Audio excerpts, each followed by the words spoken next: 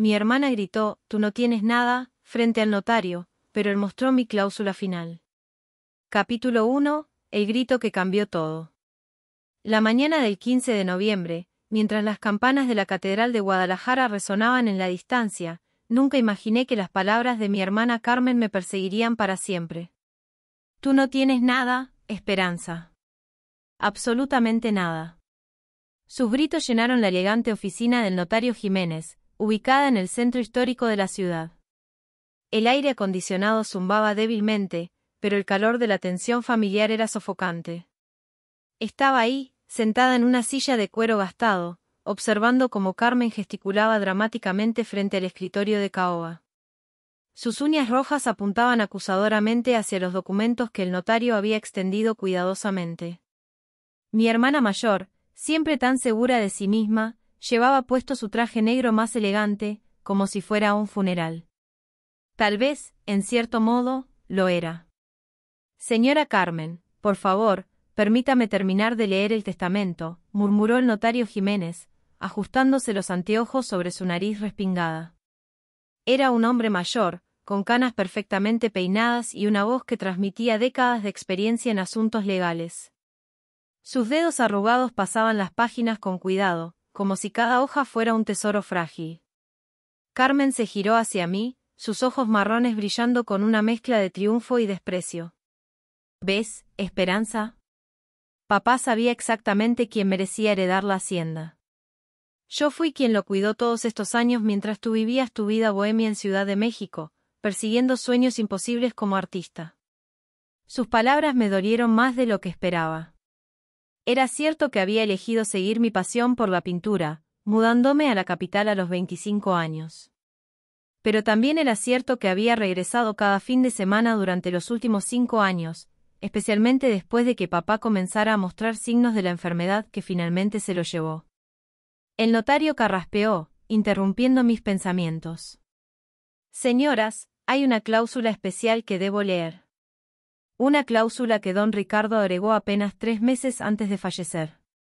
Sus palabras flotaron en el aire como el incienso de la misa dominical, cargadas de misterio y solemnidad. Capítulo 2. Los recuerdos de la hacienda. Mientras el notario buscaba entre los documentos, mi mente voló hacia los recuerdos de nuestra infancia en la hacienda San Miguel, ubicada en los alrededores de Tlajomulco.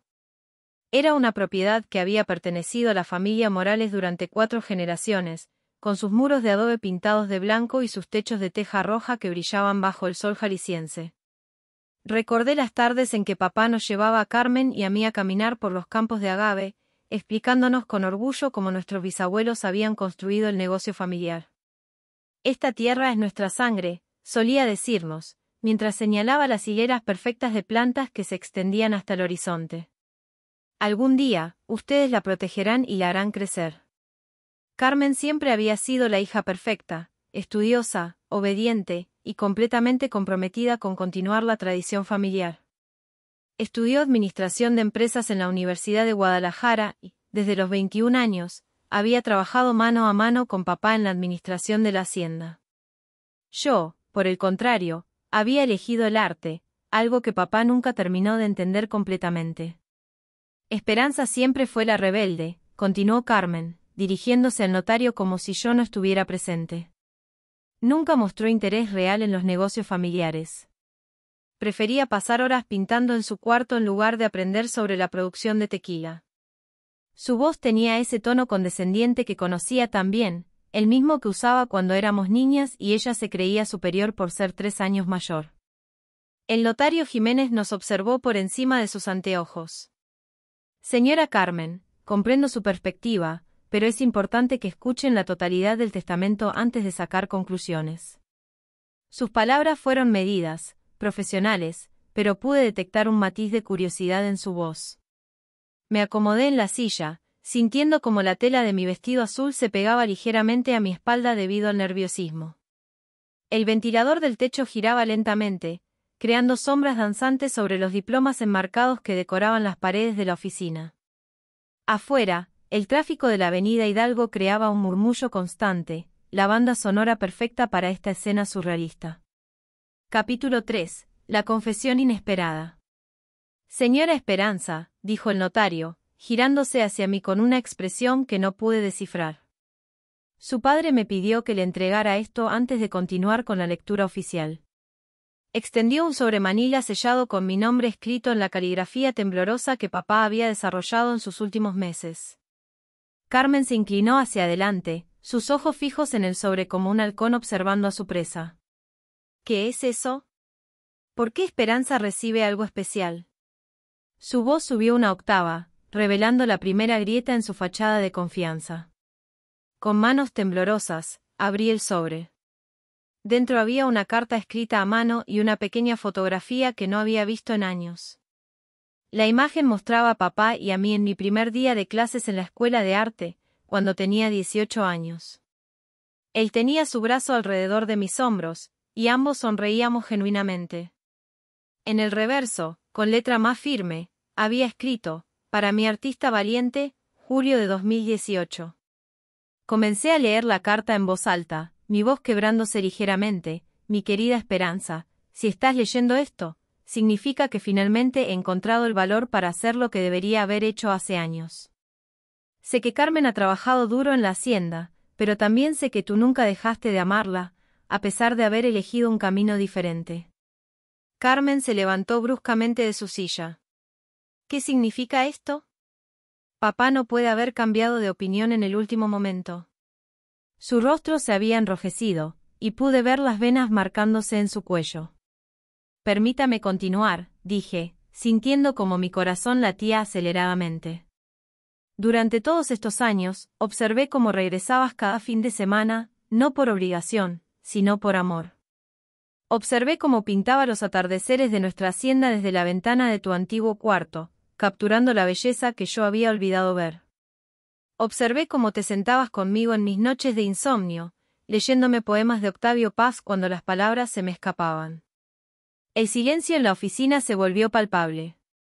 Incluso los sonidos de la calle parecían haberse desvanecido. Carmen me miraba con una expresión que nunca había visto antes, una mezcla de shock, traición y algo que podría haber sido miedo. Capítulo 4. La verdad oculta. La carta de papá continuaba, y cada palabra parecía resonar en las paredes de la oficina como las campanas de la catedral. Carmen, mi hija responsable, siempre pensó que el amor se demuestra a través del deber y la presencia física. Pero Esperanza me enseñó que el amor también se expresa a través de la comprensión, la paciencia y la capacidad de ver belleza donde otros solo ven rutina. Carmen se dejó caer en su silla, su mano derecha temblando ligeramente mientras se llevaba los dedos a la frente. «Esto no puede ser real», murmuró. «Yo sacrifiqué mi vida por la hacienda. Rechacé la propuesta de matrimonio de Fernando para quedarme cuidando a papá. Dejé mi trabajo en la ciudad para administrar el negocio familiar». Sus palabras me partieron el corazón. Nunca había sabido sobre Fernando, ni sobre los sacrificios que había hecho. Durante todos estos años, había asumido que Carmen elegía quedarse porque genuinamente prefería esa vida. Ahora me daba cuenta de que ambas habíamos hecho sacrificios, solo que de maneras diferentes. «Carmen», dije suavemente, «yo tampoco sabía que habías renunciado a tanto. Pensé que era feliz administrando la hacienda». Mi voz se quebró ligeramente. «Nunca me dijiste nada sobre Fernando». Ella levantó la mirada, sus ojos brillando con lágrimas no derramadas. «¿Para qué? Tú tenías tu vida en la ciudad, tu carrera artística, tu libertad. Yo era la hija que se quedaba, la que cumplía con las expectativas familiares. Era mi papel, mi deber». El notario Jiménez se aclaró la garganta discretamente. «Señoras, hay más en la carta». Don Ricardo fue muy específico sobre sus deseos. Sus palabras nos devolvieron a la realidad del momento, a la oficina llena de diplomas y documentos legales, al ventilador que seguía girando lentamente sobre nuestras cabezas. Continué leyendo. «He decidido que la hacienda debe dividirse de una manera que honre tanto el sacrificio de Carmen como la perspectiva única de Esperanza. Pero hay una condición especial, una cláusula que solo se activará si ambas demuestran que pueden trabajar juntas, que pueden unir sus fortalezas en lugar de competir con ellas». Carmen se incorporó, su expresión cambiando gradualmente de shock a curiosidad. ¿Qué tipo de condición? El notario tomó otro documento de su archivo. Aquí está la cláusula especial que don Ricardo agregó al testamento. Es bastante inusual. Capítulo 5. La cláusula secreta. El notario Jiménez ajustó sus anteojos y comenzó a leer con voz clara y profesional. Cláusula especial. La hacienda San Miguel será dividida entre mis dos hijas, Carmen y Esperanza, en partes iguales, pero solo si logran crear juntas un proyecto que combine la tradición familiar con la visión artística, demostrando que ambas perspectivas son valiosas para el futuro de nuestra herencia. Carmen y yo nos miramos simultáneamente, nuestras expresiones reflejando la misma confusión. ¿Qué significa eso exactamente?, preguntó Carmen, su voz más calmada pero aún tensa.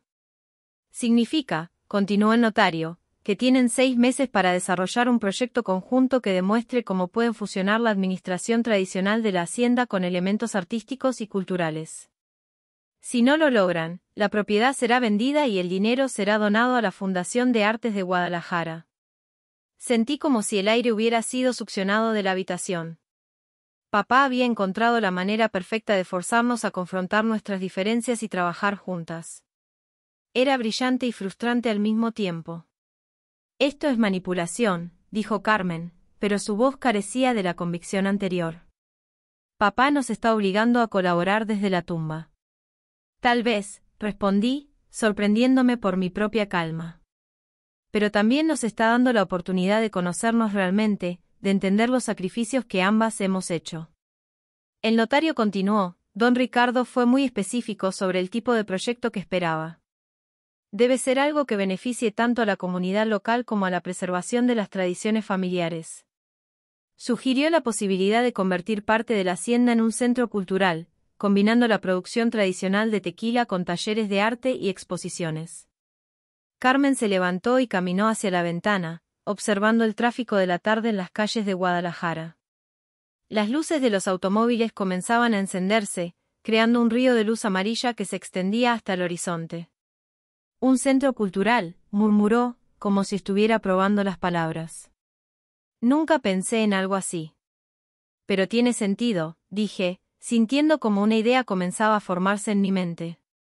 Podríamos ofrecer tours educativos sobre la producción de tequila, combinarlos con talleres de arte mexicano tradicional, tal vez incluso crear un espacio para artistas locales. Carmen se giró hacia mí, y por primera vez en años, vi algo que no había visto desde nuestra infancia, curiosidad genuina. ¿Realmente crees que podríamos hacer que funcione? Capítulo 6. El primer paso. 3 semanas después, Carmen y yo nos encontramos en la cocina de la hacienda San Miguel, rodeadas de papeles, laptop y 2 tazas de café que se habían enfriado hace horas.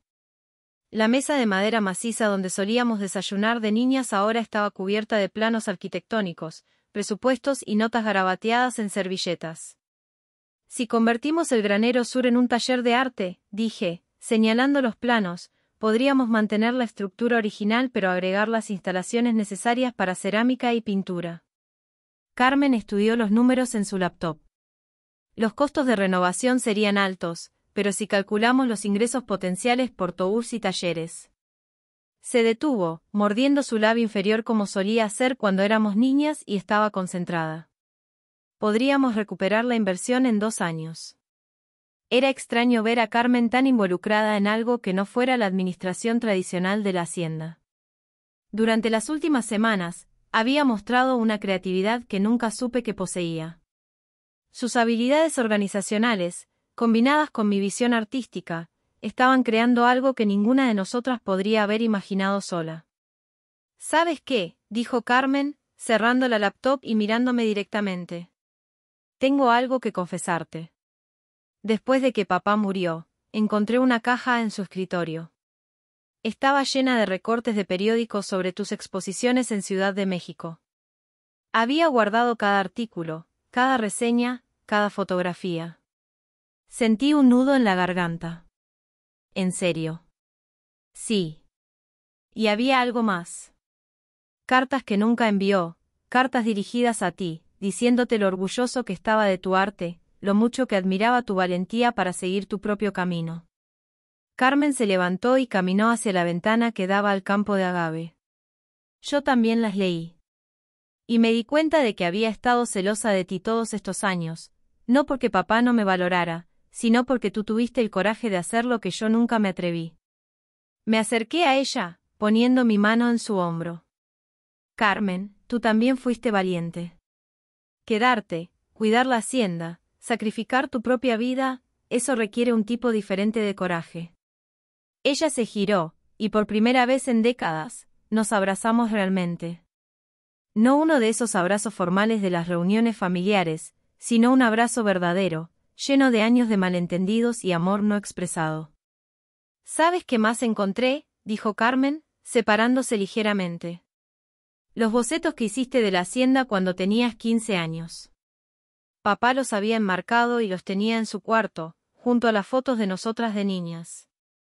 Capítulo 7. El legado verdadero.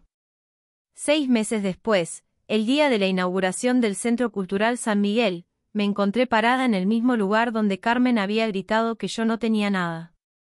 Pero ahora, en lugar de la oficina del notario, estaba en el patio principal de nuestra hacienda, rodeada de familias locales, artistas, turistas y amigos que habían venido a celebrar lo que habíamos creado juntas. El mariachi y los herederos de Jalisco tocaba bajo el cielo azul de la tarde, mientras los niños corrían entre las mesas donde se exhibían las obras de arte creadas en nuestros talleres. El aroma del tequila recién destilado se mezclaba con el de las flores de cempasúchil que habíamos plantado en honor a papá. Carmen se acercó a mí, llevando puesto un vestido blanco bordado que había comprado en el mercado de Tlaquepaque. ¿Estás lista para el brindis?, me preguntó, ofreciéndome una copa de nuestro mejor tequila reposado. Lista, respondí, sintiendo una paz que no había experimentado en años. Nos dirigimos al centro del patio, donde se había reunido una multitud de unas 200 personas. Carmen tomó el micrófono primero. Queridos amigos, familia y comunidad, hace 6 meses, mi hermana y yo nos encontramos en una situación que nos forzó a confrontar nuestras diferencias. Hoy, celebramos no solo la apertura de este centro cultural, sino también el regalo más grande que nos dejó nuestro padre, la oportunidad de redescubrirnos como hermanas. Tomé el micrófono, sintiendo como las palabras fluían naturalmente. Papá sabía algo que nosotras habíamos olvidado, que la verdadera herencia no son las propiedades o el dinero, sino la capacidad de crear algo hermoso juntas. Este centro es la prueba de que cuando combinamos nuestras fortalezas, podemos crear algo que es más grande que la suma de nuestras partes. El notario Jiménez, que había venido como invitado especial, se acercó a nosotras después del brindis. Su padre estaría muy orgulloso, dijo, con una sonrisa genuina. Debo admitir que cuando redactamos esa cláusula especial, no estaba completamente seguro de que funcionaría. Pero ustedes han demostrado que el amor familiar puede superar cualquier obstáculo. Mientras el sol se ponía detrás de las montañas, pintando el cielo de naranjas y rosas, Carmen y yo nos quedamos paradas en el mismo lugar donde solíamos jugar de niñas. La hacienda San Miguel ahora era más que una propiedad familiar, era un puente entre tradición e innovación, entre el pasado y el futuro. ¿Sabes qué?, dijo Carmen, señalando hacia el nuevo mural que había pintado en la pared principal del taller. Creo que papá tenía razón. Tú sí tenías algo. Siempre lo tuviste. Solo que era diferente de lo que yo creía que valía la pena. Sonreí, sintiendo como las últimas barreras entre nosotras finalmente se desvanecían. Y tú también tenías algo que yo no valoraba, la capacidad de crear estabilidad, de construir algo duradero. Juntas, tenemos todo lo que necesitamos. El mariachi comenzó a tocar Cielito Lindo, y espontáneamente, toda la celebración se unió en el canto. En ese momento, entendí que la verdadera cláusula final de papá no estaba escrita en ningún documento legal. Estaba escrita en nuestros corazones. El amor familiar tiene el poder de transformar incluso las heridas más profundas en algo hermoso y duradero. La hacienda San Miguel seguiría siendo nuestra, pero ahora era mucho más que una herencia. Era el testimonio viviente de que nunca es demasiado tarde para comenzar de nuevo, para elegir el amor por encima del orgullo, y para crear algo hermoso juntas.